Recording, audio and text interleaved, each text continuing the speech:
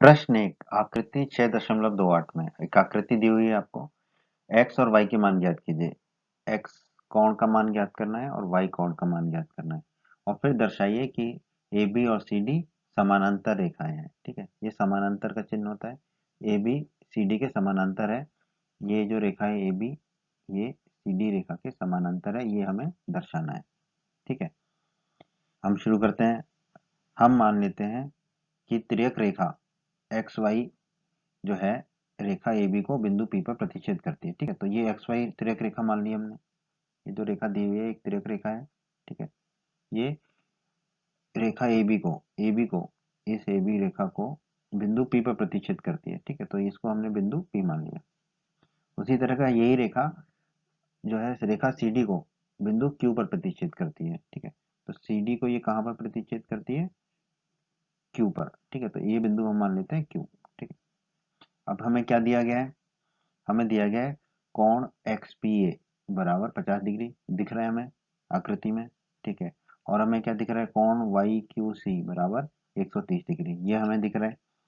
ठीक है, तो ये हम कह दिया कि हमें दिया गया है। ठीक है, अब आप देखिए कोण X धन कोण XPA। ठीक है, ये वाला कोण, ये इसको 180 डिग्री लिख सकते हैं। क्यों लिख सकते हैं? क्योंकि ये दोनों एक रैखिक युग्म है। क्योंकि जो हमारी XY है एक रेखा है। ठीक है, और ये एक रेखा के एक तरफ बने दो कोण हैं। एक ही रेखा पर एक तरफ बने दोनों कोणों का योग 180 डिग्री होता है, हमें पता है। तो इसे हम कहते हैं रैखिक युग्म। ठीक है, तो x बराबर क्या हो जाएगा? 180 ऋण के कोण XP है। ठीक है, क्योंकि XPA को हम दाईं तरफ ले जाएंगे तो ये ऋण का XPA हो जाएगा। ठीक है, और XPA हमें कितना दिया हुआ है? 50 डिग्री। यहाँ पर चित्र में भी देख सकते हैं 50 डिग्री दिया हुआ है। तो XPA की जगह हम क्या रख देंगे? 50 डिग्री। ठीक है, तो 180 में से 50 गए तो बचे 130। तो x बराबर आ गया हमारा 130 डिग्री। ठीक है, तो ये उत्तर हो गया हमारा x का, x बराबर हो गया हमारा 130 डिग्री। ठीक है, हमें दिया गया है कोण YQC बराबर 130 डिग्री। चित्र में आप देख सकते हैं YQC जो है ये कोण कितना दिया हुआ है हमें? 130 डिग्री।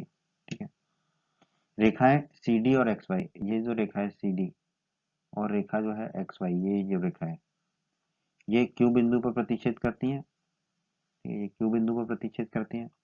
ठीक है, तो ये दो रेखाएं जो प्रतिच्छेद करती हैं, तो कोण y बराबर कोण YQC होगा। क्यों होगा? आपको पता है ये दोनों क्या है? शीर्षाभिमुख कोण। जब दो रेखाएं एक दूसरे को प्रतिच्छेद करें तो शीर्षाभिमुख कोण या आमने सामने के कोण या सम्मुख कोण बराबर होते हैं। तो y बराबर क्या होगा? कोण YQC। और कोण YQC हमें कितना दिया हुआ है? 130 डिग्री ऊपर दिया हुआ है, आप देखेंगे। ठीक है, तो y बराबर कितना हो जाएगा? 130 डिग्री।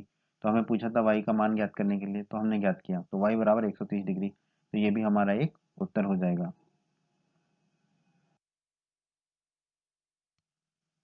तो हमें x बराबर 130 डिग्री मिल गया, y बराबर भी 130 डिग्री मिल गया। ठीक है, तो हम कह सकते हैं x कोण जो है y कोण के बराबर है और वो 130 डिग्री है। ठीक है, अब आप चित्र में देखिए x कोण और y कोण। ठीक है, ये दोनों बराबर हैं। x बराबर y लिख दिया हमने। अब ये दोनों क्या है? आप देखेंगे दो रेखाओं को एक तिर्यक रेखा काट रही है। तो ये दोनों कोण क्या है? एकांतर अंतः कोण है, क्योंकि अंदर के कोण है। और ये तिर्यक रेखा के विपरीत दिशा में है। एक कोण बाईं तरफ होता है, दूसरी तरफ दाईं तरफ होता है। तो इनको हम कहते हैं एकांतर अंतः कोण। एकांतर अंतः कोण के बारे में हमने अध्याय 6 के परिचय के वीडियो में पढ़ा है। अगर आपने हमारा अध्याय 6 का वीडियो नहीं देखा है, अध्याय 6 के परिचय का वीडियो, तो उसे जरूर देखें। आपको प्रश्नों को हल करने में बहुत आसानी होगी उससे। ठीक है, तो ये है हमारे एकांतर अंतः कोण। ठीक है, फिर उसी वीडियो में, परिचय के वीडियो में अध्याय 6 के में हमने एक प्रमेय पढ़ी थी, प्रमेय 6.3। ठीक है, और प्रमेय भी हमने सारी अलग अलग वीडियो बनाए हैं। तो प्रमेय 6.3 का वीडियो आप देख सकते हैं। उस प्रमेय में क्या हमने सिद्ध किया है कि यदि एक तिर्यक रेखा दो रेखाओं को इस प्रकार प्रतिच्छेद करे यानी कि काटे कि एकांतर अंतः कोणों का युग्म बराबर है, तो दोनों रेखाएं परस्पर समांतर होती हैं। यहाँ पर आप देखिए एकांतर अंतः कोणों का युग्म बराबर है। तो हम कह सकते हैं अतः कि जो दोनों रेखाएं हैं जिनको तिर्यक रेखा काट रही है, यहाँ पर वो क्या है? ए बी और सी डी। तो A B Rekha C D रेखा के समानांतर होगी, और यही हमें सिद्ध करने को कहा गया था प्रश्न में। ठीक है, तो हम कह सकते हैं इति सिद्धम, जो सिद्ध करने को कहा गया था वो हमने सिद्ध कर दिया कि ए बी समानांतर होगी सी डी के।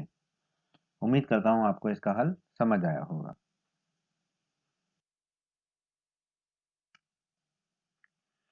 प्रश्न 2, आकृति 6.29 में यदि ए बी समानांतर है सी डी के और सी डी समानांतर है ई एफ के और y अनुपात z बराबर 3:7 है तो x का मान ज्ञात कीजिए। ठीक है, देखते हैं क्या दिया हुआ है हमें। y अनुपात z बराबर है 3:7 के। ठीक है, और क्या दिया हुआ है हमें, ए बी रेखा जो है वो सी डी रेखा के समानांतर है। ए बी जो रेखा है वो सी डी रेखा के समानांतर है। और क्या दे रखा है, सी डी रेखा ई एफ के समानांतर है। सी डी रेखा जो है वो ई एफ के समानांतर है। ठीक है, ये हमें दे रखा है प्रश्न में। अब हमने प्रमेय 6.6 पढ़ी है। ठीक है, उसका अलग वीडियो है। अगर आपने प्रमेय का वीडियो नहीं देखा है तो प्रमेय 6.6 का वीडियो देखें तो आपको इस प्रमेय के बारे में और पता चलेगा। ठीक है, वे रेखाएं जो एक ही रेखा के समानांतर हो परस्पर समानांतर होती हैं। ठीक है, तो यहाँ पर देखिए ए बी और सी डी समानांतर है और सी डी और ई एफ समानांतर है। तो हम कह सकते हैं कि ए बी और ई एफ भी आपस में समानांतर होगी। ठीक है, तो ए बी सी डी के समानांतर है, देखिए, और फिर सी डी ई एफ के समानांतर है, सी डी ई एफ के समानांतर है। तो इससे हम निष्कर्ष निकाल सकते हैं कि ए बी जो है वो ई एफ की भी समानांतर होगी। अर्थात ये तीनों रेखाएं ए बी सी डी और ई एफ परस्पर आपस में एक दूसरे से समानांतर होंगी। ठीक है, ये कौन हमने मान लिया डब्लू है। ठीक है, कौन सा, डी और ये वाला वाई के उल्टा जो कोण बन रहा है, ये कोण जो बन रहा है। ठीक है, सीधी रेखा पर जो नीचे की तरफ कोण बन रहा है उसको हमने मान लिया डी डब्लू। ठीक है, और तो डब्लू बराबर वाई होगा। डब्लू बराबर वाई क्यों होगा, आपको पता है दोस्तों, बताइए, सोचिए, क्योंकि ये शीर्षाभिमुख कोण है। ठीक है, ठीक है, ये सी डी जो रेखा है उसको तिर्यक रेखा प्रतिच्छेद कर रही है। यदि दो रेखा आपस में प्रतिच्छेद करती हैं तो हमने पढ़ा है शीर्षाभिमुख कोण बराबर होते हैं, यानी कि आमने सामने के सम्मुख कोण बराबर होते हैं। तो डब्लू बराबर वाई होगा। ठीक है, तो हम y की जगह w को भी रख सकते हैं, तो w और y बराबर हो जाएंगे हमारे। और हमें दे रखा है y अनुपात z बराबर 3:7, ये हमें प्रश्न में दे रखा है। तो हम मान लेंगे कि y बराबर 3 के। ठीक है, तो w बराबर भी 3 के होगा, क्योंकि अभी हमने देखा शीर्षाभिमुख कोण में w बराबर y है। ठीक है, और z बराबर 7 के, यहाँ से लिया 7 के, तो z बराबर हो जाएगा 7 के। दोस्तों, हमने प्रमेय के जो वीडियो बनाए हैं उसमें 6.4 प्रमेय को आप पढ़िए, उस वीडियो को देखिए, प्रमेय 6.4 का। प्रमेय 6.4 क्या कहती है, यदि एक तिर्यक रेखा दो समांतर रेखाओं को दो समांतर प्रतिच्छेद करे, काटे, तो तिर्यक रेखा के एक ही ओर यानी कि बाईं ओर या दाईं ओर के अंतः कोणों का योग 180 डिग्री होता है। ठीक है, और हमें दिया गया है कि सी डी रेखा जो है वो ई एफ रेखा के समानांतर है, ये दिया हुआ है प्रश्न में। अब देखिए प्रश्न में ये दिया हुआ है आपको। ठीक है, ये प्रश्न में दिया हुआ है। तो इसको जो तिर्यक रेखा काट रही है उसके दाईं तरफ के कोण क्या है, डब्लू और जेड। तो डब्लू धन जेड कितना हो जाएगा, 180 डिग्री। कैसे, प्रमेय 6.4 से। ठीक है, तिर्यक रेखा के एक ही ओर के अंतः कोण जो है वो उनका योग 180 डिग्री होता है। ठीक है, डब्लू कितना था हमारा 3 के, जेड कितना था 7 के, तो ये दोनों बराबर 180 डिग्री हो जाएगा। ठीक है, क्योंकि डब्लू हमने अभी देखा था 3 के और जेड देखा था 7 के। ठीक, तो 3 के और 7 के मिलके कितने हो जाएंगे, 10 के, बराबर 180 डिग्री। तो के बराबर कितना हो जाएगा, 180 डिग्री बटा 10, जीरो से जीरो काट दो, तो के बराबर हमें कितना मिलेगा, 18 डिग्री। तो के का मान हमें ज्ञात हो गया 18 डिग्री।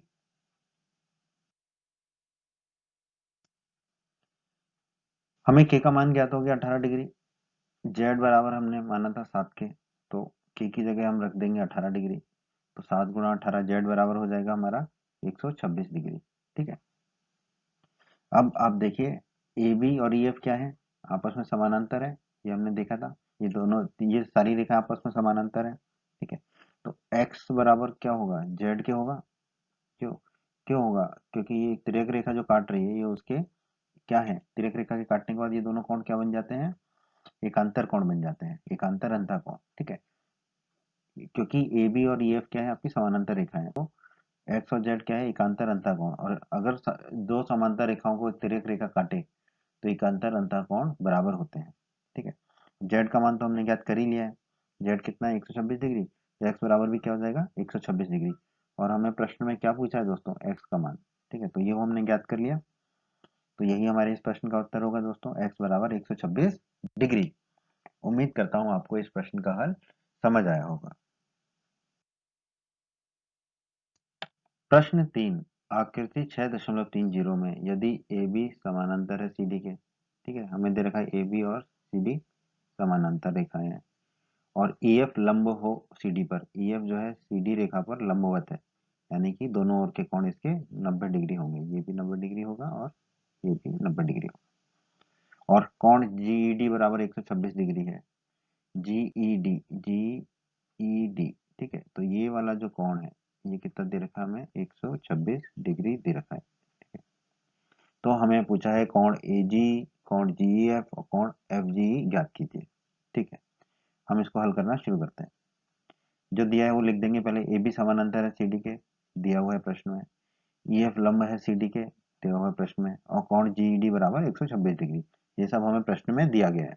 ठीक है, कोण ए जी ई बराबर कोण जी डी हमने लिखा, कोण ए जी ई, ये वाला कोण ए जी ई ऊपर वाला बराबर कोण जी डी। ठीक है, जी डी मतलब कि ये वाला कोण। ठीक है, ये वाला कोण। ठीक है, जी ई डी, ये वाला कोण। ठीक है, ये बराबर होंगे, क्यों बराबर होंगे बताइए आप। क्योंकि ए बी और सी डी समानांतर रेखाएं हैं और इनको तिर्यक रेखा काट रही है जी। ठीक है, और अगर ऐसा होता है कि दो समांतर रेखाओं को एक तिर्यक रेखा काटे तो एकांतर कोण बराबर होते हैं, और ये दोनों कोण क्या है, एकांतर कोण है।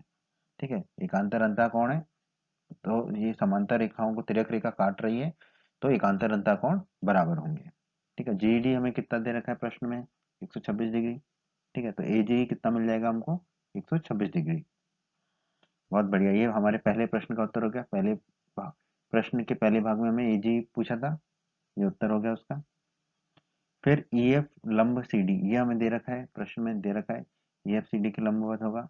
ठीक है, तो F E D, F E D ये कितना हो जाएगा, ये हो जाएगा 90 डिग्री। ठीक है, ये 90 क्योंकि लंबवत है, ई एफ सी डी पे लंबवत है, तो एफ ई डी हमारा हो जाएगा 90 डिग्री। ठीक है, अब हमने लिखा कोण जी ई एफ, जी ई एफ कौन सा कोण है, ये वाला कोण जी ई एफ। ठीक है, धन कोण F E D, F E D कौन सा कोण है आपका, ये वाला कोण है एफ ई डी, ये जो कोण है ये एफ ई डी है। ठीक है, एफ ई डी। ठीक है, बराबर कोण जी डी, जी ई डी इस कोण के बराबर होगा। हाँ, बिल्कुल सही है। ठीक है, अब हम जो है एफ ई डी जो है उसको दाईं तरफ ले आते हैं, तो ये एफ ई डी किस क्या हो जाएगा, ऋण का हो जाएगा। तो हमें कोण जी एफ बराबर क्या मिलेगा, कोण जी डी ऋण का एफ ई डी। हमने कुछ नहीं किया, बस एफ ई डी को इधर ले गए और इसको ऋण का हो गया ये। ठीक है, एफ ई डी हमें कितना दे रखा है, 90 डिग्री लंब है। ठीक है, और जी डी हमें प्रश्न में ही दिया हुआ है 126 डिग्री, तो ये दोनों मानों को रख देंगे हम यहाँ पर। तो कौन जी एफ बराबर क्या होगा, जी डी की जगह हमने रख दिया 126 डिग्री, ये हो गया। ऋण एफ ई डी की जगह हम क्या रख देंगे, 90 डिग्री रख दिया हमने, 90 डिग्री। 126 में से 90 गए तो मिला हमें 36, तो कौन जी एफ बराबर हो गया हमारा 36 डिग्री। और इसी प्रश्न के दूसरे भाग में हमसे पूछा है कौन जी एफ, तो कौन जी एफ हमने निकाल लिया 36 डिग्री, तो ये इस प्रश्न के दूसरे भाग का उत्तर हो गया, कौन जी एफ बराबर 36 डिग्री। अभी हमने ज्ञात किया था कोण ए जी बराबर 126 डिग्री, प्रश्न में हल करने के लिए प्रश्न के पहले भाग को ए जी बराबर 126 डिग्री निकाला था हमने। ठीक है, अब देखिए कोण ए जी, कोण ए जी ये वाला कोण धन कोण एफ जी ये वाला कोण, ये दोनों कोणों को हमने लिखा 180 डिग्री के बराबर। क्यों लिखा आप बता सकते हैं, बिल्कुल बता सकते हैं आप, क्योंकि ये क्या है हमारा रैखिक युग्म, ये रेखा ए बी पर एक तरफ के दोनों कोण है। ठीक है, तो एक रेखा के एक तरफ के कोणों का योग कितना होता है, 180 डिग्री, इसको हम कहते हैं रैखिक युग्म, ये हमें पता है। ठीक है, अब ए जी हमें पता है 126 डिग्री। ठीक है, तो सबसे पहले तो हम ए जी को ले जाएंगे दाई तरफ, दाई तरफ ले गए तो ए जी हो गया ऋण के। अब ए जी पता है हमें 126 डिग्री, तो हम इसमें रख देंगे 126 डिग्री। तो कोण एफ जी बराबर क्या हो जाएगा, 180 माइनस 126। ठीक है, तो कोण एफ जी बराबर हमें मिल जाएगा 54 डिग्री। ठीक है, अब इस प्रश्न के तीसरे भाग में हमें कोण एफ जी ही ज्ञात करना था, जो हमने ज्ञात कर लिया। तो यही हमारे इस प्रश्न के आखिरी भाग का उत्तर होगा, कोण एफ जी बराबर 54 डिग्री। बहुत ही आसान था दोस्तों, उम्मीद करता हूँ आपको इस प्रश्न का हल समझ आया होगा। प्रश्न 4, आकृति 6.31 में यदि PQ समानांतर है ST के, ठीक है, ये PQ एक रेखा है, ठीक है, ये समानांतर है ST रेखा के, ठीक है, ये दोनों रेखाएं समांतर है, ये दिया हुआ है। कोण PQR बराबर है 110 डिग्री के, ये वाला जो कोण है PQR ये 110 डिग्री दिया हुआ है हमें। कोण RST 130 डिग्री दिया हुआ है, कोण RST ये है 130 डिग्री दिया हुआ है, ठीक है। तो कोण QRS ज्ञात कीजिए, तो हमें ये वाला कोण ज्ञात करना है QRS, ठीक है, ये QRS कोण हमें ज्ञात करने को कहा गया है। और हमें कुछ संकेत दिए हैं कि बिंदु R से होकर ST के समानांतर एक रेखा खींचिए, ठीक है, तो जो संकेत दिया है उसका हम पालन करेंगे। बिंदु R से होकर ST के समानांतर एक रेखा खींचेंगे। तो चलिए अब हम इसको हल करते हैं। तो सबसे पहले तो जो दिया गया है वो लिख देते हैं। प्रश्न में दिया गया है PQ समानांतर ST, ठीक है, ये दिया हुआ है, इसको लिख लिया हमने। फिर दिया है हमें कोण PQR बराबर 110 डिग्री, ये दिया हुआ है, लिख लिया हमने। फिर दिया हुआ है कोण RST बराबर 130 डिग्री, ये लिख लिया हमने, ठीक। और हमसे कहा गया है कि ST के समानांतर एक रेखा खींचे जो R बिंदु से होकर जा रही हो, ठीक है, तो हम एक रेखा खींचेंगे XY जो ST के समानांतर होगी, ठीक है, ये हम खींचेंगे संकेत के हिसाब से। तो हमने एक रेखा खींची XY, ठीक है, ये जो काली रेखा है ये हमने खींची, ये किसके समानांतर है, XT के समानांतर है, ठीक है, इसको हमने यहाँ पर लिख लिया, XY जो है ST के समानांतर है, ठीक। अब प्रमेय 6.6 ये हमने प्रमेय की वीडियो में पढ़ी है। वो प्रमेय 6.6 क्या कहती है हमारी, वे रेखाएं जो एक ही रेखा के समानांतर हो परस्पर समानांतर होती है, ठीक है। तो आप देखिए प्रश्न में दिया हुआ है PQ समानांतर है ST के, ठीक है, ये दिया आपको PQ समानांतर है ST के, और हमने एक रेखा खींची XY जो ST के समानांतर है, ठीक है। तो इससे क्या निष्कर्ष निकलेगा कि PQ और XY भी आपस में समानांतर होंगे, ठीक है, तो हम कह देंगे कि PQ समानांतर है XY के, PQ और XY भी समानांतर हो जाएंगे, ठीक है।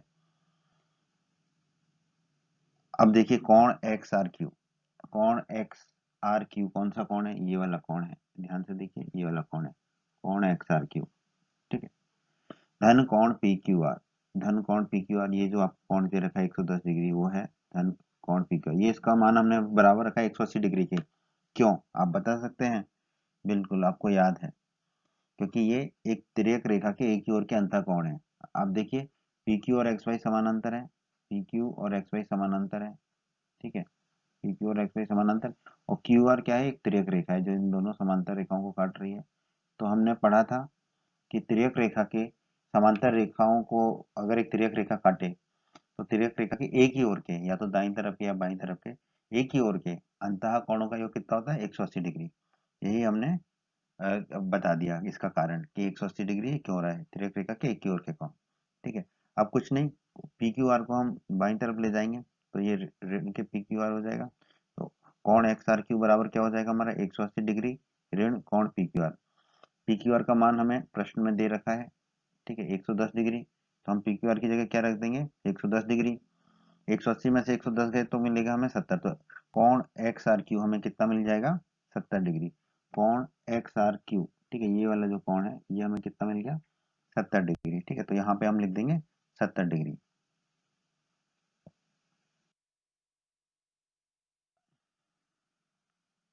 कोण XRQ हमें 70 डिग्री मिला, कोण RST 130 डिग्री ये प्रश्न में ही दिया हुआ है, ठीक है। और हमने एक रेखा खींची है XY जो कि रेखा ST के समानांतर है, ठीक। अब देखिए कोण YRS, ठीक है, कोण YRS ये वाला कोण धन कोण RST ये 130 डिग्री जो दिया हुआ है, ये दोनों कोणों का योग हमने 180 डिग्री लिखा, क्यों? ये हमने अभी देखा था, क्योंकि ST और आपका XY ये क्या है समानांतर रेखाएं हैं, और एक RS ये वाली जो तिर्यक रेखा RS का एक तिर्यक रेखा है जो इन दोनों समांतर रेखाओं को काट रही है, ठीक है। तो हमें पता है तिर्यक रेखा के एक ही ओर के अंतःकोणों का योग कितना होता है 180 डिग्री होता है, ठीक है, इसलिए हमने इसको 180 डिग्री लिखा। RST प्रश्न में दिया हुआ है 130, ठीक है, तो पहले तो हम RST को दाईं तरफ ले जाएंगे तो ये ऋण का RST हो जाएगा, कोण YRS बराबर 180 ऋण RST, ठीक है। अब RST का मान 130 डिग्री दिया हुआ है प्रश्न में, ये रख देंगे, तो कोण YRS हो जाएगा 180 ऋण 130, 180 में से 130 गए तो कितना बचेगा 50, तो कौन वाई आर एस हो जाएगा हमारा 50 डिग्री। तो ये कौन वाई आर एस हमें कितना मिल गया, 50 डिग्री। ठीक है, तो दोस्तों हमें कौन एक्स आर क्यू मिल गया 70 डिग्री, कौन एक्स आर क्यू ये 70 डिग्री मिल गया, कौन वाई आर एस 50 डिग्री मिल गया।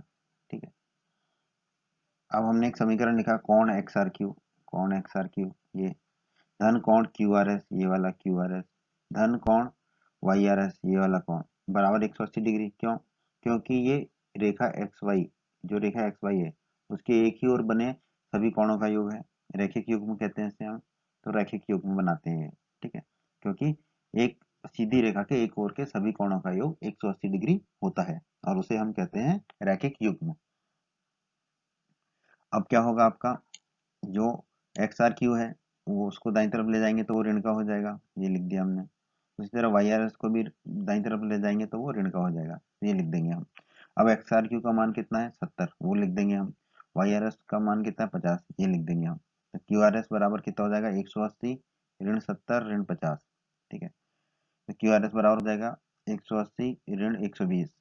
ठीक है, 180 में से 120 गए तो कितना बचेगा 60। तो क्यू आर एस बराबर हो जाएगा हमारा 60 डिग्री। और प्रश्न में हमें क्या ज्ञात करने को कहा गया था, कोण क्यू आर एस। तो कोण क्यू आर एस हमारा कितना आ गया 60 डिग्री। यही हमारे इस प्रश्न का उत्तर होगा दोस्तों। तो बहुत ही आसान था ये प्रश्न को हल करना, उम्मीद करता हूँ आपको समझ आया होगा। प्रश्न 5, आकृति 6.32 में यदि ए बी समानांतर है सी डी के, कोण ए पी क्यू बराबर 50 डिग्री, कोण पी आर डी बराबर 127 डिग्री, तो एक्स और वाई के मान ज्ञात कीजिए। ठीक है, तो सबसे पहले तो हम वो लिख लेते हैं जो दिया गया है। क्या दिया गया है, ए बी समानांतर है सी डी के। ठीक है, ये ए बी रेखा है और ये सी डी रेखा है। ए बी सी डी के समानांतर है, ये दिया हुआ है। कोण ए पी क्यू 50 डिग्री है, ये कोण ए पी क्यू कितना दे रखा है 50 डिग्री दे रखा है। और कोण पी आर डी, ये है कोण पी आर डी, ये कितना दे रखा है 127 डिग्री दे रखा है। ठीक है, ये लिख लिया हमने जो दे रखा है। अब आप देखिए तिर्यक रेखा पी क्यू, ये जो पी क्यू रेखा है ये ए बी रेखा को कहाँ काटती है, बिंदु पी पर प्रतिच्छेद करती है, ये लिखा।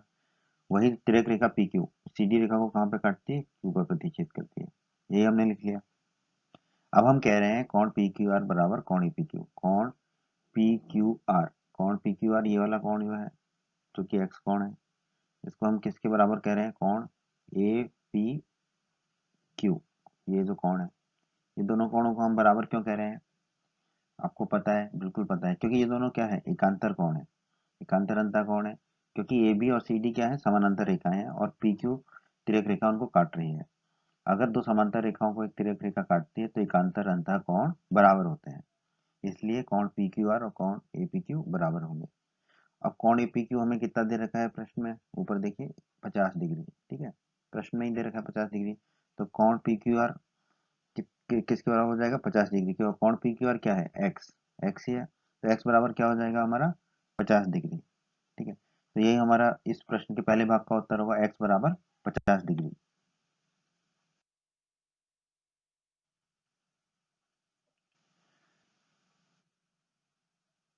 तिर्यक रेखा पी आर, ये एक तिर्यक रेखा है पी आर। ठीक है, ये रेखा ए बी को किस बिंदु पे काट रही है, पी पर। उसी तरह तिर्यक रेखा पी आर, यही तिर्यक रेखा पी आर सी डी रेखा को कहाँ पे काट रही है, बिंदु आर पर, ये हमने लिख दिया। अब कोण ए पी आर बराबर, अब आप देखिए कोण ए पी आर, कोण क्या ए पी आर, ये कोण किसके बराबर होगा, इस 50 डिग्री के और इस वाई के। ठीक है, 50 डिग्री वाला कोण क्या है ए पी क्यू, तो हमने लिख दिया कोण ए पी क्यू। और वाई क्या है कोण पी क्यू पी आर, तो इसको लिख दिया हमने कोण क्यू पी आर। ठीक है, इसके बराबर होगा। तो कोण A P R, A P Q की जगह हम क्या रख देंगे 50 डिग्री, ए पी क्यू की जगह हम 50 डिग्री रख सकते हैं, तो हमने रख दिया 50 डिग्री। और कोण क्यू पी आर हमें कितना दे रखा है वाई, तो इसको रख दिया हमने वाई। ठीक, अब कोण ए पी आर बराबर कोण पी आर डी, कोण ए पी आर ये पूरा कोण बराबर कोण पी आर डी, इसको हम लिख रहे हैं, क्यों लिख रहे हैं, क्योंकि ए बी और सी डी समानांतर रेखाएं हैं और पी आर एक तिर्यक रेखा उन्हें काट रही है। ठीक है, तो अगर दो समांतर रेखाओं को एक तिर्यक रेखा काटती है तो एकांतर कोण बराबर होते हैं, और ये दोनों क्या है एकांतर अंतः कोण है, कोण ए पी आर और कोण पी आर डी क्या है एकांतर अंतः कोण, तो हम कारण लिख देंगे एकांतर अंतः कोण। और कोण पी आर डी हमें कितना दे रखा है 127 डिग्री दे रखा है प्रश्न में, तो पी आर डी की जगह हम क्या रख देंगे 127 डिग्री। ठीक है, तो एपीआर हो गया हमारा 127 डिग्री। ये किसके बराबर हो जाएगा? 50 डिग्री धन वाई। ये जो ऊपर दे रखा है आपको, एपीआर बराबर 50 डिग्री धन वाई। तो 50 डिग्री धन वाई कितना हो जाएगा आपका? 127 डिग्री। ठीक है। अब जो है 50 डिग्री को हम दाई तरफ ले आएंगे, तो y बराबर हो जाएगा 127 ऋण 50। ठीक है, तो y बराबर हमारा आ जाएगा 77 डिग्री। प्रश्न में हमें y ज्ञात करने को कहा गया था, तो यही हमारा उत्तर होगा, y बराबर 77 डिग्री। ठीक है, तो यही इस प्रश्न का उत्तर है दोस्तों। प्रश्न 6, आकृति 6.33 में PQ और RS दो दर्पण है। ठीक है, PQ और RS दो दर्पण को हम ऐसे ही दिखाते हैं, ऊपर कंघी जैसा बना के, और या फिर नीचे कंघी जैसा, एक तरफ कंघी जैसा बना देते हैं, उससे हम कहते हैं दर्पण। ठीक है, या आप विज्ञान में भी पढ़ोगे, विज्ञान में आपको बहुत बार आएगा ऐसा दर्पण। ठीक है, जो एक दूसरे के समांतर रखे गए हैं। ठीक है, तो PQ और RS एक दूसरे के समानांतर रखे गए हैं। ये दोनों एक दूसरे के समानांतर है, PQ और RS। ठीक है, एक आपतन किरण AB, AB एक आपतन किरण है। ठीक है, जो दर्पण PQ पर बिंदु P पर टकराती है और परावर्तित किरण पथ BC पर चलती है। ठीक है, PQ से टकराने के बाद ये BC पर चलती है और दर्पण RS से बिंदु C पर टकराती है, यहाँ पे C से टकरा गई और पुनः CD के अनुदेश परावर्तित, फिर CD की दिशा में परावर्तित हो जाती है। ठीक है, तो हमें सिद्ध करने को कहा गया है कि AB और CD समानांतर होंगे। ठीक है, AB ये और ये CD, ये दोनों समानांतर होंगे, ये हमें सिद्ध करने को कहा गया है। आइए इस प्रश्न को हल करते हैं। जो दिया गया है वो लिख लिया हमने, PQ और RS दो समानांतर दर्पण है। ठीक है, तो PQ समानांतर है RS के, इसको हमने लिख लिया। अब बिंदु P पर BE लंब PQ खींचा। बिंदु P पर, ये बिंदु है P आपका, ये बिंदु P, बिंदु P, इस पर एक लंब खींचा BE जो कि PQ पर लंब है। एक रेखा खींची BE जो कि PQ पर लंब है। ठीक है, तो ये हमने PQ पर लंब खींचा BE। उसी तरह बिंदु C पर हमने CF लंब खींचेंगे RS पर। ठीक है, RS दर्पण पर एक CF लंब खींचेंगे। ठीक है, C से लेके F तक। ठीक है, ये खींच लिया हमने। ये हमने कोण एक एक मान लिया, इस कोण को हमने मान लिया कोण 2। ये जो कोण है ये हो गया कोण 3, और ये आखिरी वाला कोण जो हो गया लंब से, ये हो गया हमारा कोण 4। ठीक है, तो 1 2 3 4, 4 कोण हमने यहाँ पर मान लिए। कोण 1 बराबर कोण 2 होगा, क्यों? ये अपने विज्ञान में पढ़ा होगा। ठीक है, आपतन कोण बराबर होता है परावर्तन कोण के। कोण 1 क्या है? आपतन कोण, और कोण 2 क्या है? परावर्तन कोण। ठीक है, इसको हम मान लेंगे समीकरण 1। उसी प्रकार कोण 3 कोण 4 के बराबर होगा। ये तो बहुत आसान है अब आपके लिए, क्योंकि आपको पता चल गया है आपतन कोण बराबर परावर्तन कोण। कोण 3 क्या है? RS दर्पण पर आपतन कोण है, और कोण 4 क्या है? RS दर्पण का परावर्तन कोण है। तो इसको हम कह देंगे समीकरण क्रमांक 2। तो हमें दो समीकरण मिल गए, कोण 1 बराबर कोण 2 और कोण 3 बराबर कोण 4। हमने समीकरण 1 निकाला जिसमें कोण 1 बराबर कोण 2 है, समीकरण 2 में कोण 3 बराबर कोण 4 है, और हमें दिया हुआ है PQ और RS एक दूसरे के समानांतर है। ठीक है, और हमने B एक लंब खींचा PQ पर, B एक लंब खींचा PQ पर, तरह CF भी एक लंब खींचा RS पर। ठीक है, तो यहाँ पर ध्यान दीजिए दोस्तों, PQ और RS समानांतर है। अगर दो समानांतर रेखाओं पर दो अलग अलग लंब खींचे जाएं, जैसे कि यहाँ पर BE और CF दो लंब खींचे, तो ये दोनों लंबी आपस में समानांतर होंगे। तो हम कह सकते हैं BE, ये जो लंब है, और ये जो लंब CF है, ये दोनों आपस में क्या होंगे? समानांतर होंगे। ठीक है, अब ये दोनों लंब समानांतर हैं। आप ध्यान दीजिए, कोण 2 बराबर कोण 3। ठीक है, कोण 2 बराबर कोण 3 कैसे कह पा रहे हैं हम? क्योंकि BE समानांतर है CF के, और BC एक तिर्यक रेखा है जो इन दोनों समानांतर रेखाओं को काट रही है। ठीक है, और कोण 2 और कोण 3 क्या है? एकांतर अंतः कोण है। ठीक है, हमें पता है दो समांतर रेखाओं को एक तिर्यक रेखा काटे तो एकांतर अंतः कोण बराबर होते हैं, तो कोण 2 और कोण 3 हमारे बराबर हो जाएंगे यहाँ पर। ठीक है, इसको हम कह देंगे समीकरण 3। अब समीकरण 1, समीकरण 2 और समीकरण 3 को हल करते हैं। समीकरण 1 में दे रखा है कोण 1 बराबर कोण 2, और समीकरण 3 में दे रखा है कोण 2 बराबर कोण 3।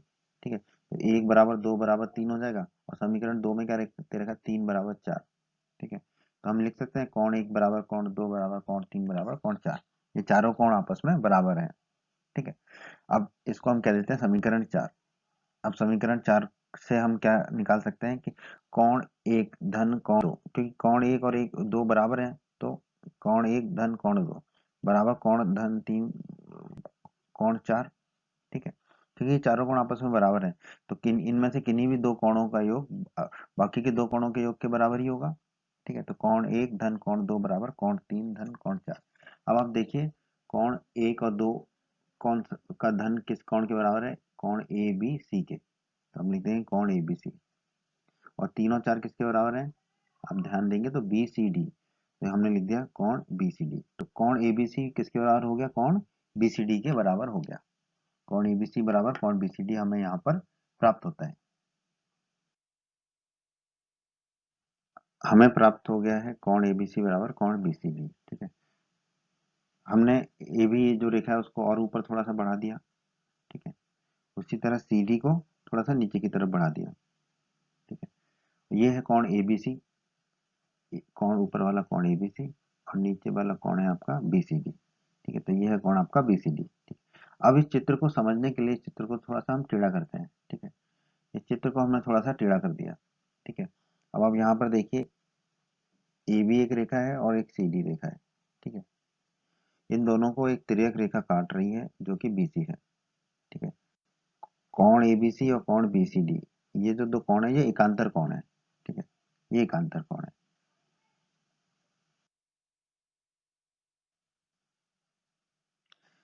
हमने निकाला है कोण एबीसी बराबर कोण बीसीडी, तो हम कह सकते हैं ये दोनों जो एकांतर कोण है ये आपस में बराबर है। ठीक है, अगर ये दोनों एकांतर कोण आपस में बराबर है, ठीक है, तो प्रमेय 6.3 हमने पढ़ी है। प्रमेय 6.3 का वीडियो आप देख सकते हैं, वो अपलोड कर दिया गया है।